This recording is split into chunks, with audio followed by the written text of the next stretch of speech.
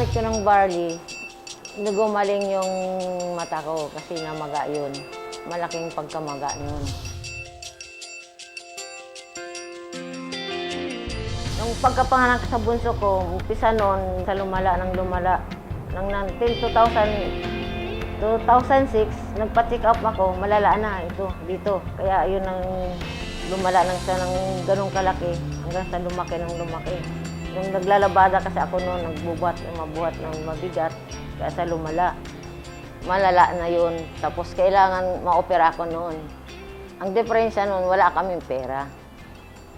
Ang hinihingi sa akin noon ng doktor sa PGH, 160,000, ano pa lang yun, yung gamit pa lang, saka yung bibiling tubo, papasok sa katawan ko para ma-operahan ako.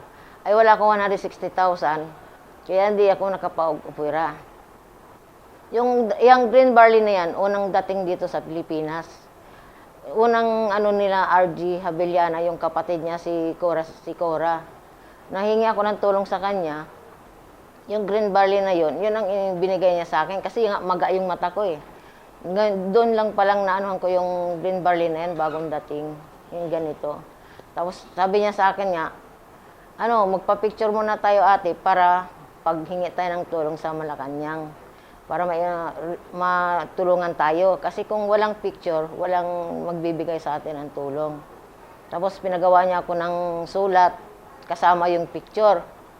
Sabi niya, ate, dalhin mo yung 2 bote, subukan mo, sabi niya. Tapos sabi ko, ano ba yan? Tapos sabi niya, green barley yan, food supplement. Tapos sabi ko, paano ako pagalingin ng food supplement na yan? Kasi yung doktor nga, walang magawa sa akin na walang binigay na gamot, kundi operasyon. Sabi niya, ate, walang mawawala kung hindi mo subukan. Sabi ko, sige, dadalhin ko na lang yan. Sabi ko sa kanya. Nung dinala ko sa bahay, yung 2 bote, hindi ko pa rin ininom yun. Kasi hindi ako nagtiwala eh.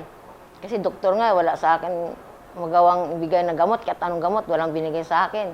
Kundi ang talaga nila, operasyon. Pinatong ko lang ito sa isang tabi, sa taas ng kabinet. Tapos nang bandang uli, kasi gabi na, yung mata ko talagang kumikirot na ito. Lumalaki ng lumalaki, umawat hanggang dito, yung maga.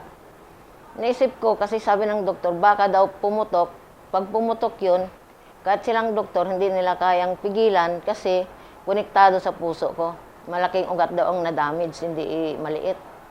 Pag pumutok daw yun, pag tibok ng puso ko, lahat daw ng dugo ko lalabas. Inisip ko noon kasi, sabi ko, bakit hating gabi na, hindi na ako makakatulog eh. Kasi kumikirot ulo ko, hirap akong huminga. Tapos yung dito ko, pag tumibok yung puso ko, tumitibok dito, parang hinihiwa. Umahapdi na yung ng mata ko.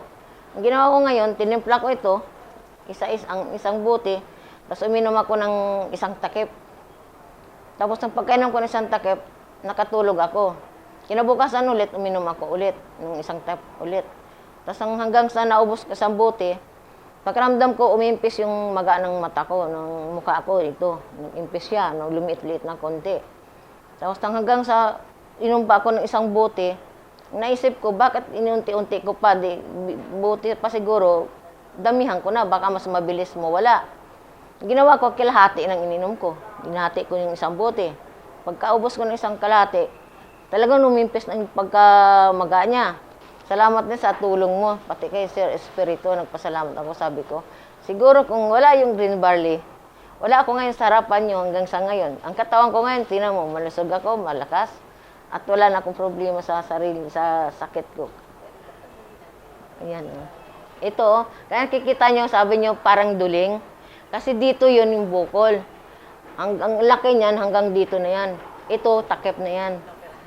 Hindi ako inoperahan. Talagang hindi. Tanungin niyo sa PGH, hindi na ako bumalik ng PGH.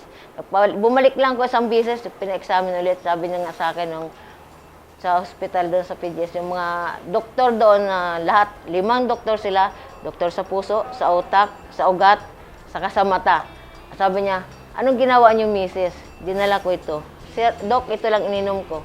Wala akong ininom na iba, wala akong binigay na gamot sa akin. Ito lang, green barley. Kinuha nila ito.